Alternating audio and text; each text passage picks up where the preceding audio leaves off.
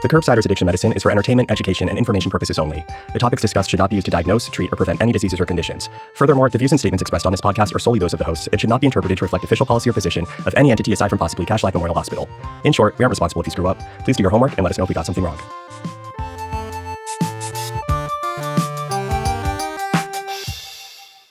It's so great to be back for Curbsiders Season 4. Really excited to bring a whole new season to you guys out there. And tonight, I'm joined by two incredible co-hosts. So the first one is Dr. Sean Cohen, and the second is America's PCP, Dr. Paul Williams. And on tonight's episode, we'll discuss medications for alcohol use disorder 201, so level 2. We're leveling up with Dr. Steve Holt. And before we get started, Sean, will you remind the audience what we do on this show? Of course I will. We are the Addiction Med podcast, and we use expert interviews, often with people we look up to, in this case with our friend, Dr. Steve Holt, to demystify common addiction medicine topics, reduce stigma, and hopefully inspire listeners to become fierce advocates, become addiction medicine docs, and just help people who use substances. And as a reminder, most of our episodes are available for CME credit through VCU Health CE for all health professionals at curbsiders.vcuhealth.org. All you have to do is create an account. And a special reminder that by listening to this episode and all the Addiction Med episodes to Curbsiders, and by completing the CME, this can count towards that DEA 8-hour requirement on substance use disorders education.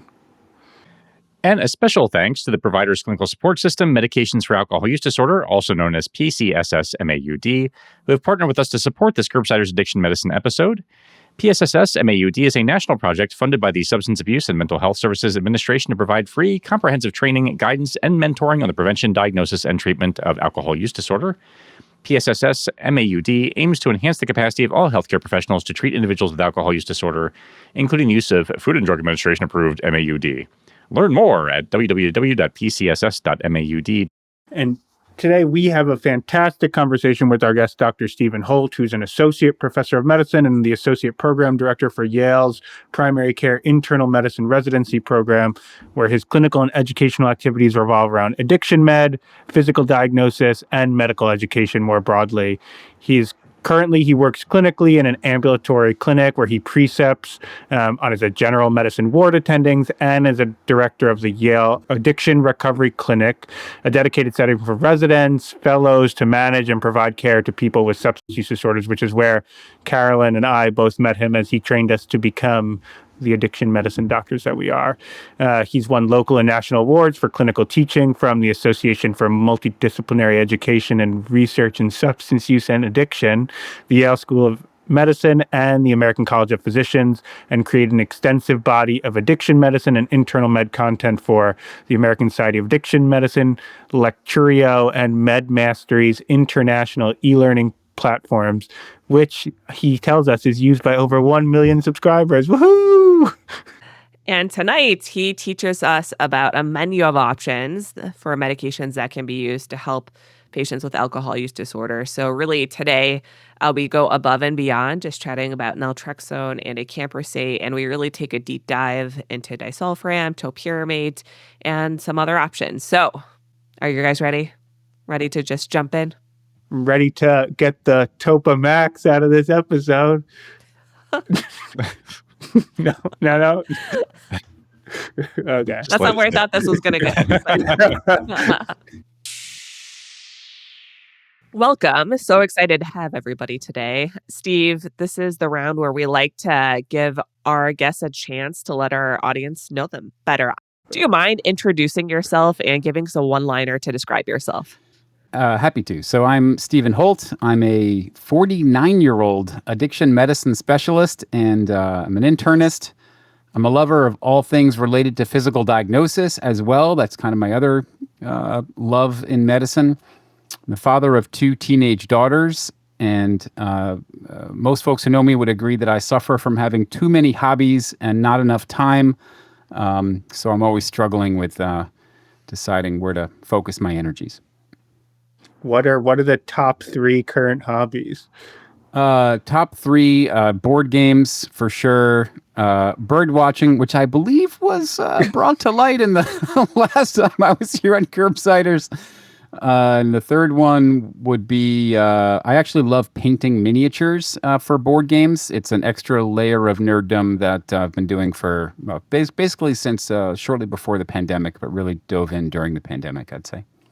The bird watching was definitely prominently featured in your last episode. Yeah, but we don't need to go there again. Yeah, I appreciate you adding layers and layers to your personality here for us. Thank you, Steve. Yeah, no, I felt I had to, because honestly, whenever I run into somebody at a conference, nobody remembers anything about the last podcast, no offense, except the bird watching layer, I guess. It's just the bird watching.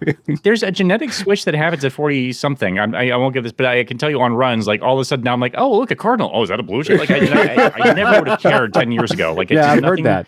Changed internally, but all of a sudden I was very interested in the birds that were around me. So I think it's just a genetic switch. destiny. Yeah.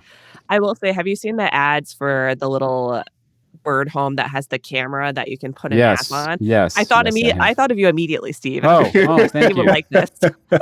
Yeah, I've definitely seen those. Yeah, I'm not interested, but I have seen those. Yeah, you have 3 in your backyard. Shut up. Yeah, bird watching.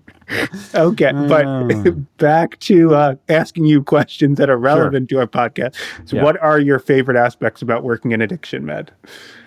I would say for me, it's always been, I mean, it's so like cliche, but the rewards of the connections with patients who've spent so many years feeling that there's no way they can connect with people in the healthcare sector. They just don't trust people in healthcare. They don't believe anyone from healthcare will trust them. And so when you actually treat them as human beings and show compassion and you befriend them and you trust them and they trust you, and you just make these very fast connections with folks in this addiction medicine space that I just find to be profoundly rewarding and humbling. Like, I love sitting in on our group visits and listening to people with addiction sort of tell their story and their insights, and the collective wisdom in that room I just find to be profound. I always think, like, for me, my daily experience, I'm like tackling problems and solving things here and there, doing fun things. For someone with substance use disorder, every day they are struggling against their conscience.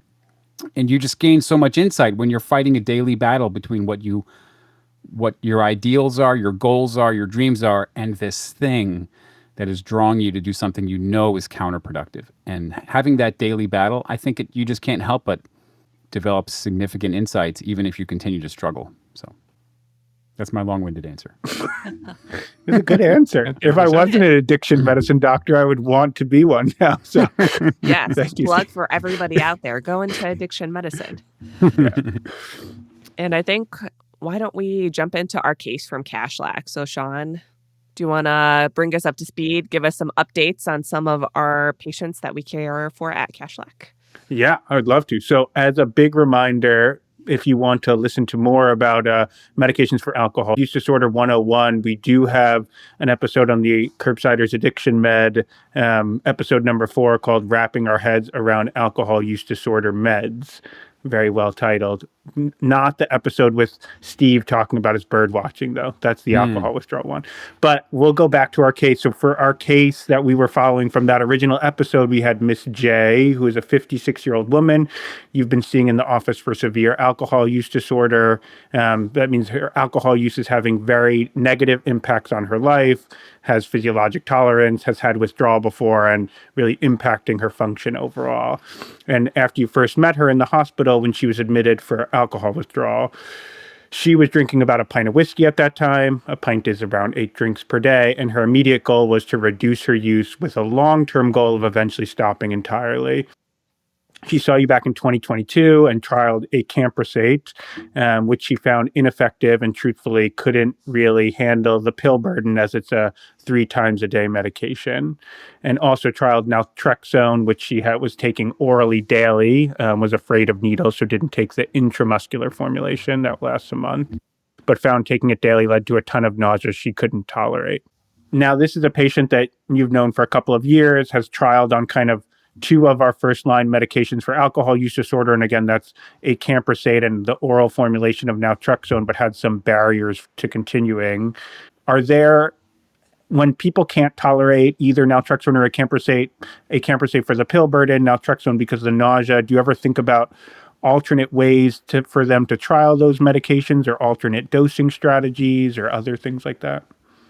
Yeah, this may come as no surprise to those to those who know me well, but I'm going to Disulfiram. Do not collect $200. Do not pass go. This is clearly a case for Disulfiram in my mind. Before I go to Disulfiram, I will specifically address your question, though, about whether there's other ways to do a camprosate or naltrexone. There has been, some scant data looking at 100 milligrams of naltrexone. In her case, that would not be great because she's already having nausea from 50 milligrams. And the data for doing 100 is not great anyway, but I've tried it on a few patients who felt that they got some benefit from naltrexone, but wanted a little bit more. That is not, to my knowledge, that is not an FDA-approved dose for naltrexone. But just putting that out there. And then a camprosate. The data, all the studies for a camprosate involved the 600 milligrams TID, or unless you had renal injury where you can do half of that. I don't know of any other alternative dosing strategies. The combination of naltrexone with a camprosate, there's really no data to show that that's effective. The combined study back in, I think it was 2006, really looked at that, and it was like 1,000 patients in the study, a bunch of different arms, but adding a camprosate to naltrexone provided no additional benefit. So we don't have any evidence that would be an appropriate strategy. So for me, no question. Honestly, I probably would have started with Disulfiram. That's me. I have a real bend towards Disulfiram for a lot of reasons that we may get into during this session. But this is a woman whose professed goal is explicitly abstinence, and that's why I would go with Disulfiram. And I think even taking a step back, as you said, you're trying to align your treatment recommendations with her goals of abstinence. I have to say, I feel like frequently in my practice, it's not always linear where we go from, how many 8 drinks a day to nothing. So I'm just curious, when we think about alcohol use disorder as a chronic disease, what would you consider success for a patient who you're actively trying to manage? Yeah, as in all things in medicine, and particularly in addiction medicine, we have a patient-centered focus in all of our goal making and treatment decisions. And there's clear evidence that cutting back from 10 drinks a day to half that, or 3 drinks a day, or just drinking whatever in moderation clearly has benefits. Even beyond the amount of consumption, another great goal to sort of put on the table with your patient is just safe consumption. And that's going to mean not operating heavy equipment, not driving, not putting yourself in situations with, going on a date or being around strangers or being in situations where you could be, taken advantage of in some way. I think all of those kinds of, those are absolutely potential goals as well, independent of how much somebody is drinking.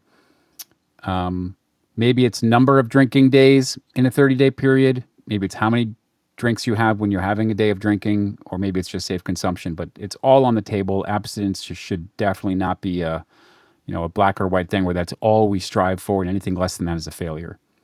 Yeah, I think that's such an important point to emphasize, because I do think there is this often very black and white view in society that gets imposed on people that if you're not abstinent, you're not succeeding with substance use disorders in general, but I think really with alcohol use disorder. And again, there's really good data that drinking reductions improve quality of life, reduce symptoms of substance use disorders, improve mortality, are sustainable.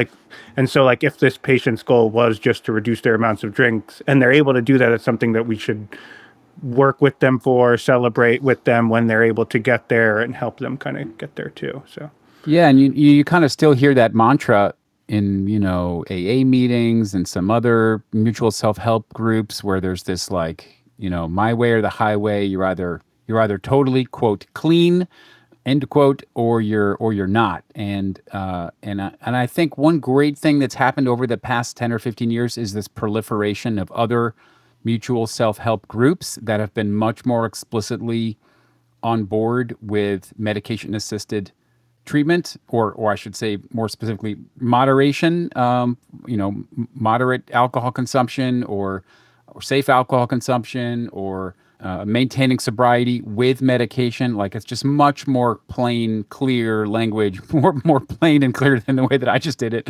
to sort of say that it's okay if you're on medication to help you to quit drinking. Because I think there's still a lot of the old school folks in AA, still espouse this message of, if you're on medication, you're not really abstinent.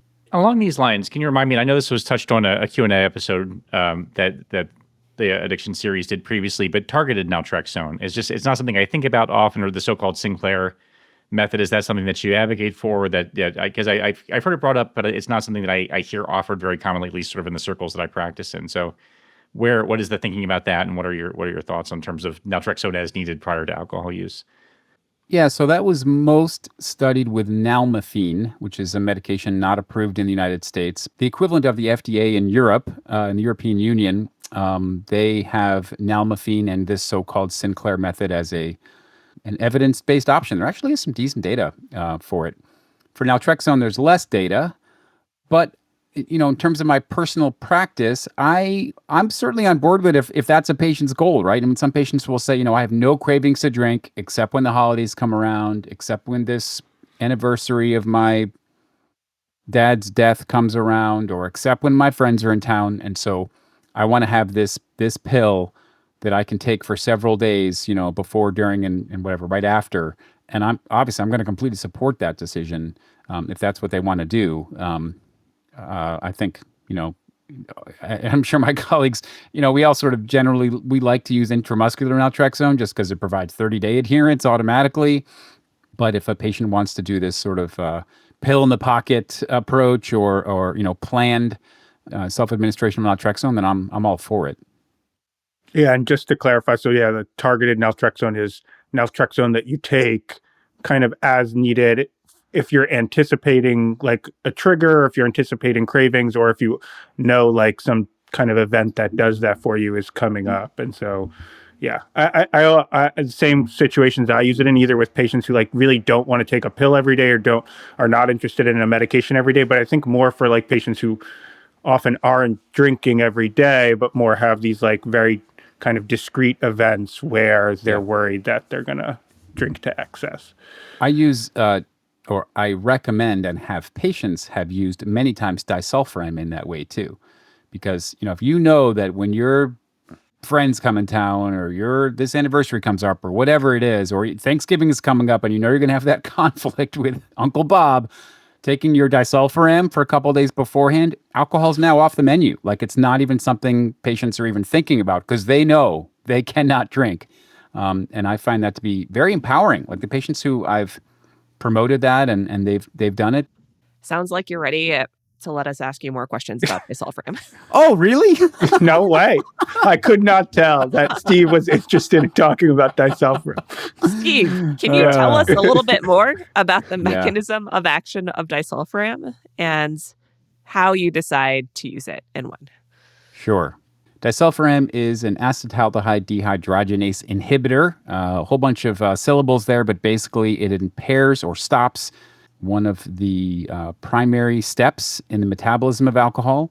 In your liver, alcohol is converted from alcohol to acetaldehyde, and then from acetaldehyde to acetic acid, and then acetic acid basically just goes out in your urine, and it's not, doesn't have any pharmacological activity that's significant.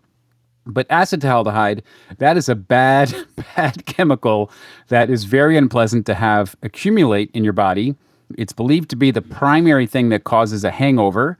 The toxic accumulation of acetaldehyde causes headaches, flushing, nausea, tremulousness, all these really unpleasant things. It also, by the way, is probably the primary driver of carcinogenesis in a lot of tissues where cancers are related to alcohol consumption. Alcohol does as well, but it's believed that acetaldehyde may be a big contributor. But in any event, when you take disulfiram, you are blocking that step in the metabolic pathway, immediately having the worst hangover of your life within 15 to 40 minutes of consuming alcohol, assuming you're taking the disulfiram.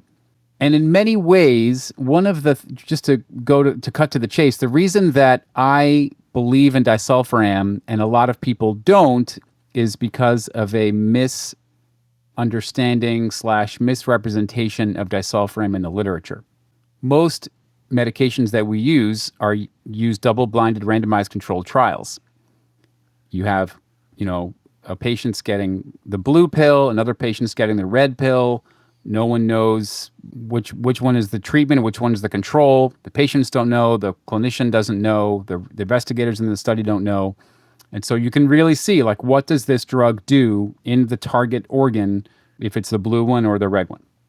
With disulfiram, that study design simply does not work, because the whole idea of disulfiram is it's a deterrent. It's the threat of drinking alcohol when you're taking this medicine that leads people to abstain. I'm not going to drink alcohol if I don't know if the blue pill is the control or the treatment, because either way, I'm terrified of drinking alcohol. So when you use double-blinded randomized controlled trials, you completely undermine the efficacy of disulfiram. And so in 2014, this is a study that totally changed my opinion of disulfiram. It was Skinner et al. Published this study, this meta-analysis, where they broke up RCTs, double-blinded RCTs compared with open-labeled RCTs, and the difference in efficacy was profound. The people who were taking disulfiram and knew they were taking it, who were randomized to that group, as opposed to being randomized to usual care or what have you, had dramatic differences in their abstinence rates or delay till first drink compared with the control groups. And so subsequent sort of studies and other experts have sort of looked at that data and just sort of said, this changes the way that we think about this medication. Unfortunately, that was 2014, that's 10 years ago, but there was 50 years of disulfiram data before that. And I think there's a few generations worth of addiction medicine experts and psychiatrists who have thrown disulfiram under the bus, when it's really been just a lack of understanding about the efficacy of this drug. And I should be more specific, it's supervised disulfiram is what's really been shown to be so profoundly effective. And that doesn't mean like having a parole officer watching you take your disulfiram, just having a family member, a friend, maybe your employer in some circumstances, whatever it is, just somebody who's close to you, invested with you in your sobriety, and the evidence for it is very compelling. Can I raise some of the questions that I hear about disulfiram, or that I've heard actually brought up, or maybe even that I have? I guess in terms of how you discuss how it works with patients, I guess sort of one of the concerns that I hear about disulfiram, which actually resonates with me a little bit, is, in the addiction medicine space, you're sort of pushing to make this a non-judgmental, non-moralistic sort of, we are treating an illness here, and yet disulfiram seems, of all the choices, punitive, right? So this is something where if you drink alcohol, you are almost physically punished for it, which I think just kind of is jarring in some ways. And it's certainly not the evidence so much, but it just kind of feels bad, which I know is not the most scientific way to say about it. So when you're having these conversations with patients about starting the medication, like what does that look like and how do you frame it? Because to me, it seems like, and if you drink, then you're going to get sick. It feels like almost like a reversion back to sort of a more moralistic and sort of judgmental view of addiction than I am comfortable with. Yeah. No, it's fair. I think it has a lot to do with framing. In psychology, there's really three ways to promote behavior change. There's punishment, there's positive reinforcement, and there's negative reinforcement. And this falls into the punishment category at first blush, because if you take this drug and then you drink alcohol, you will be punished. And, we've evolved in behavioral psychology to know that punishment is not the best way to motivate people to make changes. But on the flip side, it's also providing negative reinforcement, because this is somebody who's suffering from their alcohol use. This is somebody who's seeing you because of complications of this chronic medical disease. By giving them this medication, you're taking away that negative outcome. That's what negative reinforcement is. It's taking away something that's terrible and making your life better, making your experience better. So it's just a little bit about the framing. Yes, this drug will punish you if you drink alcohol, but also, yes, this medicine's really effective and it will help you to achieve your goal.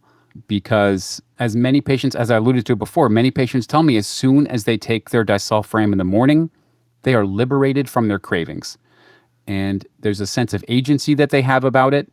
And I have patients, you may have known in this past 6 or 12 months, there's been a big shortage, like a national shortage of disulfiram. And I've had patients like calling every pharmacy in the state to try and find it because they desperately want it because they're so afraid of what happens if they don't have it because it's been so effective for them. I had a patient who ordered it from Canada. I mean, that's sort of the level of desperation she was in because she's just seen it to be such a valuable part of her treatment plan. I think with anything, it's patient-centered, right? Like I have some patients who say, nope, that's just not for me. And I'm totally fine with that. And then some patients say, yeah, I really want to try it daily, or I want to try it in a targeted style. And I say, yeah, that's great. I have some patients who say, I'm worried about this wedding that's coming up. I just want a little extra protection on top of my naltrexone. And I think those are all reasonable ways that patients can choose to use it. I think I just really, in my practice, I like to make sure people, like I'm giving enough information that they're consenting to understand what an adverse reaction looks like. So would you mind, Steve, just going a little bit through like what specifically does that reaction look like for patients? Because I think, again, that informed consent piece is just really important for people who opt to do that. Yeah, I totally agree. And one of the contraindications to using disulfiram is a person who you're concerned about their cognition. If you're not 100% sure that they'll remember they took disulfiram in the morning, or they're just struggling to understand the consequences, that's not a game to play. But yeah, so patients who I've had who have tested the waters, so to speak, or return to use, have described, and the literature of course describes this so-called disulfiram reaction. And it's very much the symptoms I alluded to before. So it's nausea, vomiting, tachycardia, flushing, literally facial flushing, as well as diaphoresis, headaches. Just think of a terrible hangover. That's really what it is, and it comes fast and furious. I've definitely had patients who've landed in the emergency room. So, again, full disclosure, I've had patients who've ended up in the emergency room, mostly because of the nausea and vomiting, and that can persist for several hours. So it's not, like I said, not to be tread lightly. For folks, and that thinking of other contraindications, if someone has like already pretty unstable cardiac disease, or there'd be a real problem with their ending up having a heart rate of 150 while you're experiencing a disulfiram reaction, I probably don't want to advise disulfiram for that person either. Are there any other contraindications for this medication besides adverse effects from having like tachycardia and nausea? Yeah. So it's not recommended in folks with advanced liver disease. And by that, I mean like definitely Child-Pugh class B or C cirrhosis or decompensated cirrhosis. A person who has Child-Pugh class A cirrhosis, I have still used disulfiram. I'm monitoring a little bit more than I otherwise might, but I've definitely done it, and I will continue to do it. So I'll just make sure I've got a set of LFTs, and I'll probably check after 3 or 4 weeks, make sure things look okay. Realistically, if they're doing fine after 2 or 3 months on it, then I'm confident that they're going to do just fine. And have you had patients say that they were able to drink on the medication and not have any effect from it? Because I've had this happen in my practice, and then it like totally loses its efficacy. So just curious on if you've seen this and what do you think kind of causes this to happen? Yeah, I totally have, and it stumps me every time, and I always feel like, oh damn, they've robbed themselves of this powerful tool, and it's so haphazard too. Like I have trouble really understanding it. This has happened many times because I prescribe a lot of disulfiram, and I've had patients who then we ramp up to 500 milligrams, and that seems to work. Like they can take 500 milligrams, and then the alcohol becomes even less tolerable. But for some people, even on 500 milligrams, they can drink through it. I don't understand it, but once that happens, the game, the jig is up. This medicine's not going to work for you, and it's unfortunate. And I'm sure it has something to do with they must have some other mechanism by which they process acetaldehyde, or they break up the disulfiram. Who knows? But it doesn't work for everyone. Some genetic polymorphism that we don't fully understand. Yeah. I always hear people talk about this and never know realistically how true it is. But do you warn people about alcohol-containing products like mouthwashes, hand sanitizer, making sure they avoid that kind of stuff? Perfume. Yeah, I warn patients, but I don't get over the top with it. I mean, patients will say that they've heard that, oh, if they touch like an alcohol hand wash, or if they use aftershave or all this stuff. I've yet to have a real convincing patient account of anything like that happening. The only real situations I've seen, other than obviously actually consuming alcohol, is if you go to a restaurant and have a meal that's made with some sauce that's been a Marsala wine or something like this. You have to be judicious about some of the sauces and things like that. Penne vodka. It's pretty clear what's in there, so be careful for things like that. But I really and most mouthwashes don't have alcohol in them. I mean, you should take a look, but aftershaves and things like that, I've not really had a convincing story where I've had a patient develop an issue with that. And if you think about it, like pharmacologically, like you're talking tiny little milligrams of alcohol getting into your bloodstream that's going to cause a disulfiram reaction. If you think that you're getting that kind of experience from aftershave application on your face, it just doesn't make any sense. Yeah, if that's how you're processing alcohol, a beer would just destroy you the next day. Absolutely, so yeah. You are absolutely right. You shouldn't drive after using aftershave either. So I think, like, just to summarize, so it sounds like there is really good data that disulfiram is effective, but in kind of the select situation of someone who has kind of a stable partner, not necessarily romantic partner, but someone who can observe them, kind of keep them honest with taking the medication every day, and in someone who's, like, at least from maybe a cardiac and a liver perspective, a little bit more medically stable as well, and probably from like a housing perspective and that kind of thing too. Yeah, that's exactly it. And so that's sort of my first line medication, frankly. And then if I don't have a person who can play a role, a support person, if I don't have abstinence as a goal, if I do have very advanced liver disease or advanced cardiac disease or cognition issues, then I go to the rest of my armamentarium. That's how I think about it. And let's say our patient does not have somebody who kind of has close contact and help her engage with disulfiram, so she feels like it's probably not the best medication for her. Now we're kind of moving into the kind of quote unquote off-label medications, the medications that are not FDA approved. Do you have a spiel that you give people of like, hey, there's some other medications, they're not actually FDA approved, or do you kind of like, how do you talk about that, or do you talk about that, I guess, with patients at all before talking to the meds? Yeah, it's probably, I can't say, I definitely don't do it all the time, that I sort of clarify FDA approved or not FDA approved. I mean, most people don't care, at least most patients that I've taken care of don't seem to care one way or the other.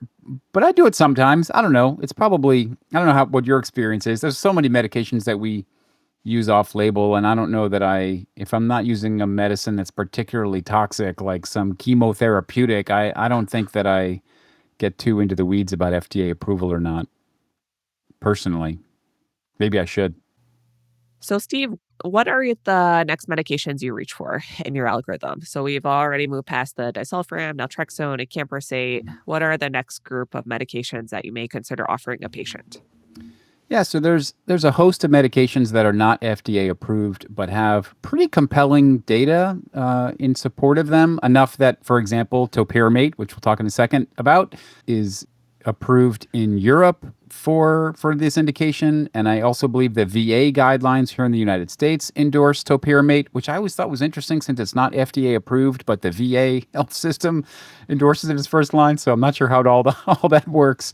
But yeah, so the medicines are Topiramate and Gabapentin are probably our most prominent second line, or I should say non-FDA approved medications. Whether or not they're second line or not, we can discuss.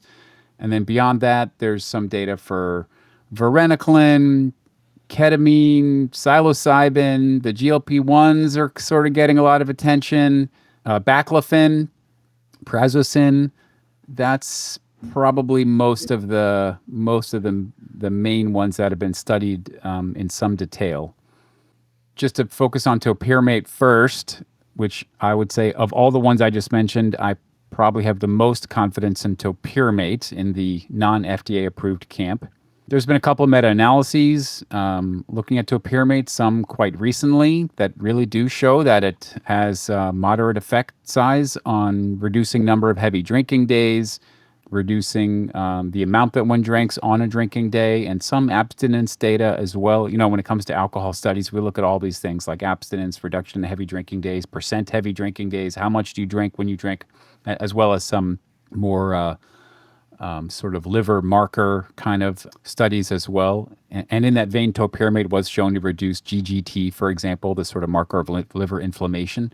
So it's definitely got compelling data to support it. I think maybe it will at some point become FDA approved. The only real limitation with topiramate, and the reason that I don't get it out there first line very often, is you're twice as likely to have, like in the research that's looked at topiramate, you're twice as likely to have people drop out of the study compared with placebo because of side effects.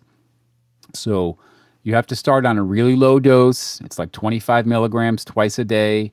You titrate up over sometimes 8 weeks, sometimes even longer, to get to a treatment dose of at least 200 milligrams a day. Some people would even say 300 milligrams in a day. And that takes a long time if you're only going up by an extra 25 milligram tablet a week.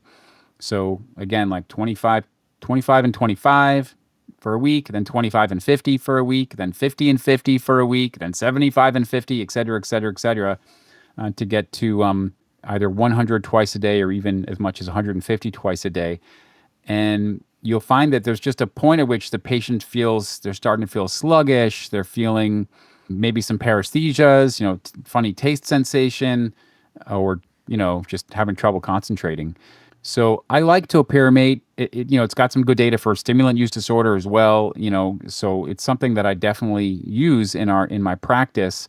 But I just find sometimes patients sometimes struggle with that kind of slow titration, and it's also hard to follow, right? You tell a patient that every single week you're going to be in a different amount of this medication. That's hard for folks to attend to, I find. Yeah. Yeah.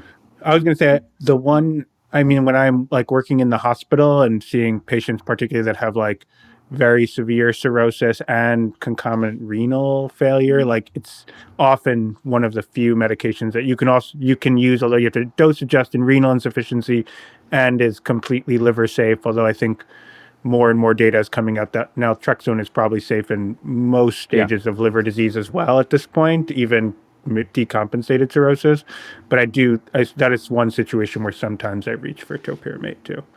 Yeah, topiramate, gabapentin, and acamprosate are really don't have any liver clearance at all. I think gabapentin might be 10% liver clearance or something, but it's very small, whatever it is. So they're all pretty safe in advanced liver disease.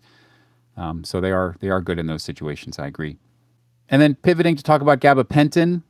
Gabapentin is a good example of where I think the addiction medicine community, we all got super excited by this paper. I think it was in 2012. It was by Mason et al., 2010 or 2012. And I was like, oh my God, number needed to treat of 5? This is going to cure addiction. I didn't say that. But we were so excited about it. I think it was a number needed to treat of 5 for abstinence, and a number needed to treat of 3 or something ridiculous to like just show evidence on decreased heavy drinking or decreased number of drinks per day or something like that. And like so often happens, I'm sure this comes up all the time in Curbsiders, sometimes that initial enthusiasm is not followed up by more studies that confirm those initial, very exciting findings. That's the gabapentin story. I mean, it was only a few years later that somebody tried to repeat that study, and then there was a meta-analysis, and it just showed it was not the home run that we all thought it was. And so I've backed off on prescribing gabapentin. I still use it. I use it a lot for alcohol withdrawal, which is a whole different topic. And I use it, the data shows that it's probably most effective for folks with a history of alcohol withdrawal. Someone who's had alcohol withdrawal symptoms is probably going to benefit the most from maintenance therapy with gabapentin. But yeah, it's not the heavy hitter that I think we once the way that we once felt about it. I don't know. Did you guys have a similar experience with gabapentin and your feelings towards it? I have to tell you, so I have a 9-year recorded history of bashing gabapentin. Like I've been sliding it for almost a decade. And I've actually become a believer with alcohol use disorder. It is the one circumstance where I've actually seen the medication have some degree of efficacy. Usually Nice. I will use it to like augment naltrexone, but it is the one medication that I feel is fairly consistent of the ones that I've actually worked with. Yeah, I'm glad to hear that. There's still believers out there. And like I said, I'm a big believer in it for alcohol withdrawal, like outpatient managed withdrawal. I use it a lot, but I tend to transition from gabapentin to something else shortly after. I think I've had similar experiences, particularly for like reduction in use. And I think because it's hitting some other like co-occurring conditions that patients may have, like untreated anxiety, like they are having withdrawal symptoms. So it like kind of helps temper those. So it makes it easier to space out their drinks because they're just not so uncomfortable. I don't feel like I've had as much success in abstinence, but also a lot of patients have alcohol-induced neuropathy. So I feel like they have told me it like has helped some of their neuropathy symptoms. And I'm like, wonderful, because that sounds like uncomfortable as well. So not against treating that with that medication at all either. Yeah, anytime you can go, two birds with one stone. I hate that metaphor actually. Who's killing all these birds with the stones? It really? seems like a metaphor you particularly would dislike. Yeah, really. I don't know why. Leave those poor birds things out of my mouth. Yeah. And again, I hesitate to sing the praises too much, but I also feel like so much of alcohol use I see is used to treat insomnia, which is probably actually the result of the alcohol use disorder in the first place. So gabapentin is also can be helpful for sleep when alcohol had traditionally been used for that. So I see the same kind of reductions that Carolyn's talking about. True. And what doses are you guys using? I feel like I have to crank up the dose. Like 100 TID isn't going to cut it. Yeah, I know that initial study and most of the subsequent stuff was 300 milligrams TID for a couple days and ramping up to 600. I'm sorry, 300 TID and then to 600 TID. Yeah, it was 600 milligrams TID was the target dose. I agree with you, Carolyn. I've definitely used some higher doses, and I think some subsequent studies have shown that it's perfectly safe to come out the gate much stronger than just 300 milligrams TID. Somebody who's drinking 2 pints of vodka a day, they can handle 1,800 milligrams of gabapentin pretty quickly. But yeah, that's about as high as I go, is 900 TID, I think.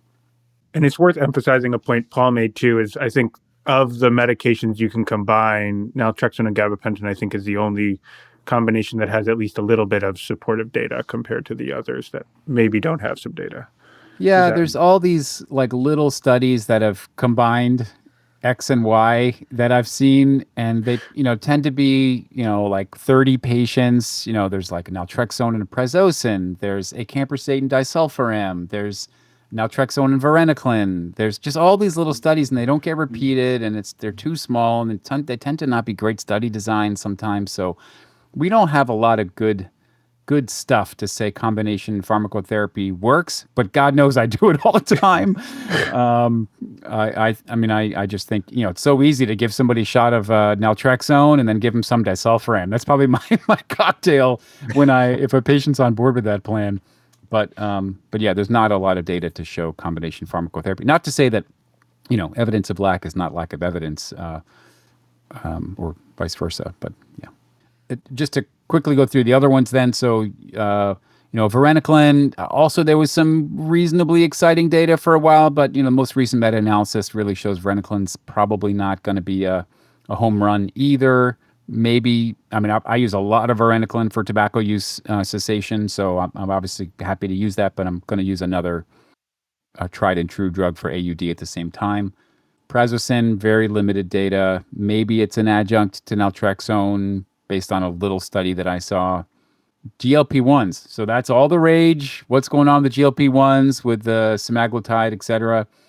I sort of view it similar to like the gabapentin excitement, right? We were so gung-ho, high as a kite thinking about what gabapentin was going to do. I'm very cautious now.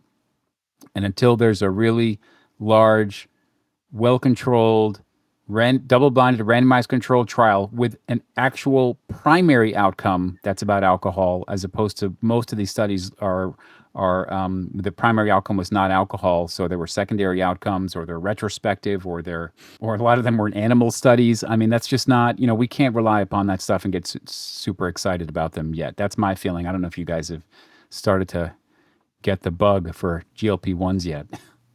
I want to get the bug. I want to be excited about it. Yeah. So I am going to be excited about it. Let's not rain on the parade until we know.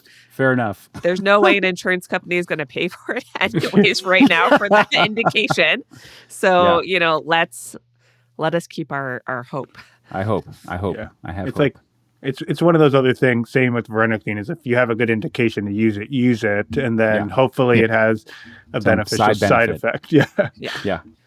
Last one you mentioned earlier was baclofen. Is that part of your armamentarium or not so much? I confess I haven't really used baclofen much at all. I mean, I could probably count on one hand the number of times I've used it. Every time I have somebody tell me oh, there's great evidence for it, and I get excited and I look into it and I find oh, wow, there really is a great meta-analysis that baclofen works. And then I'll look at another one that completely trashes it. So there's a lot of inconsistent data around baclofen. I know that hepatologists are very excited about it. Europe is very excited about it. They use it a lot. I'm just not seeing consistent data to support it. But hey, if nothing else is working, by all means, try baclofen. I mean, it seems like it's reasonably safe. It has similar side effect profile to Topiramate, but that's my feelings about it. And I think it's just nice to kind of review all of these options, because it's definitely not a one size fits all for patients. Sometimes I have found combination therapy to be helpful for a certain person. So it's good for people to know, hey, these are options. You can consider these, work with the patient closely to see what meets their needs, their lifestyle, their goals, and letting patients know that if one med doesn't work, there are other options, I think is really helpful to tell people up front. So that way they're not well, it didn't work, I'm never going to come see you again. Goodbye. I try and set some expectations, that there are other Totally options. And for some people, this is really helpful. And for others, we may try something else. So that way, hopefully people come back to my clinic visits. I so agree. Yeah, just like so many medicines, this isn't all I have. If it doesn't work, please come back. And just to highlight so many patients have issues with medication adherence, and that's one of the things I love about oral naltrexone and oral disulfiram. It's one pill a day. It's just compared with Topiramate and Gabapentin and acamprosate, where you've got all these dose changes and definitely multiple times per day, and it's just kind of tedious and hard for a lot of folks to follow through with. So, as an aside, do you know that in Europe, I only recently found this out a couple months ago, there is an approach using disulfiram under the skin, implantable disulfiram tablets that they put in for a year at a time, and the abstinence rates are staggering. Now, I'm ready to get behind Big Pharma for this. If someone in the United States is ready to go, I will take your money, I will take your free lunch, and I will be behind implantable disulfiram. I'm kidding about that part, but I really do wish Pharma would get on board with some longer acting formulation. Totally agree. And I think we've spent, honestly, the majority of our time talking about medications here. But do you want to do a quick pitch too on what other facets of treatment you may consider, any psychosocial supports for patients?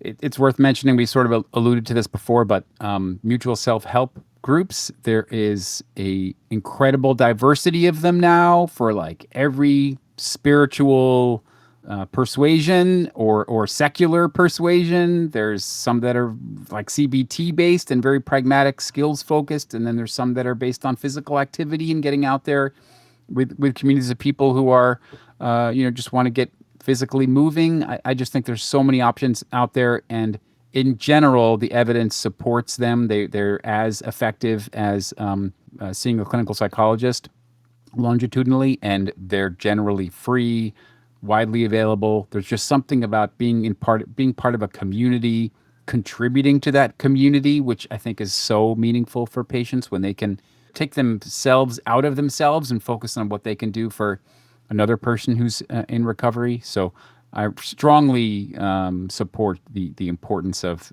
that mutual self-help groups, whatever spin or whatever type your patient may be into.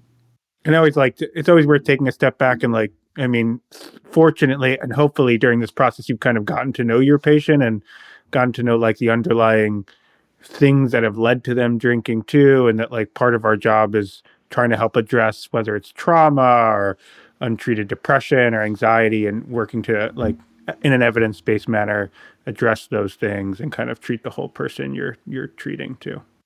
Yeah, and we know that the addition of evidence-based behavioral therapies to pharmacotherapy is generally useful.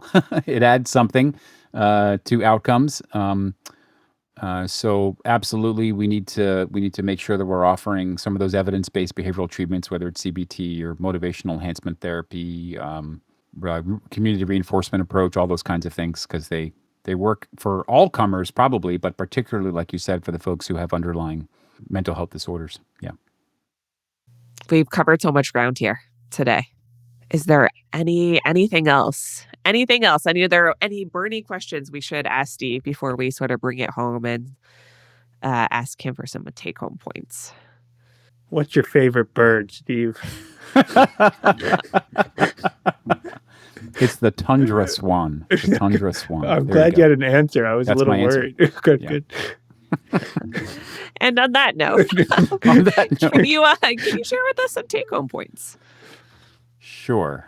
I actually will take a point that you made because I think it's so important, which is this idea that when you start a patient, after you have a conversation with a patient about the menu and you select something, just make sure patients understand there is a whole menu. If this doesn't work, please come back. We got a lot of different things to try.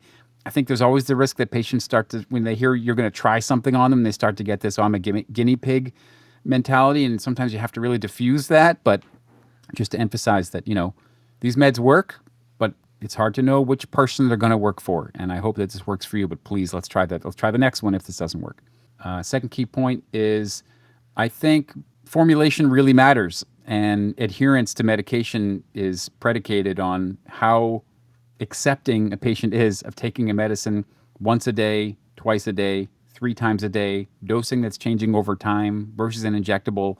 So if this isn't just, here's 3 different drugs and here's their mechanism of action, here's 3 different drugs that are kind of taken in completely different ways. And so really talking to the patients about that and making sure that that's part of their decision-making. It's not just the mechanism of action. And I don't know, what's the third take-home point? That I should look up what a tundra swan is.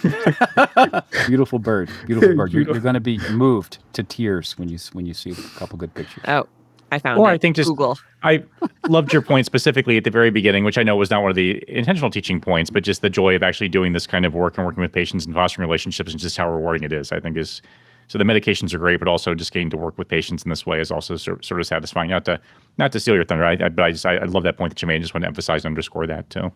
Thanks, Paul. And tundra swans are cool too, I'm sure. Well, Steve, it's been a pleasure. Thanks so much for coming on again. Yeah, pleasure to be here, and really love this podcast, and I'm happy to be part of it. Thanks so much. This has been another episode of our Curbsiders miniseries, The Curbsiders Addiction Medicine. Get your show notes at thecurbsiders.com/addiction. We are committed to providing you with high-value practice-changing knowledge, and to do that, we need your feedback. So please subscribe, rate, and review the show on Apple Podcasts, or contact us at curbsidersaddictionmed@gmail.com. And a special thanks to Dr. Matt Watto and Dr. Paul Williams, who got to join us today for their support on this project, as well as the Providers Clinical Support System Medications for Alcohol Use Disorder, also known as PCSS-MAUD. Learn more about that organization at www.pcss-maud.org. A special thanks to the whole team that worked on this episode. The Curbsiders is produced and edited by the team at Podpace. Until next time, I've been Sean Cohen.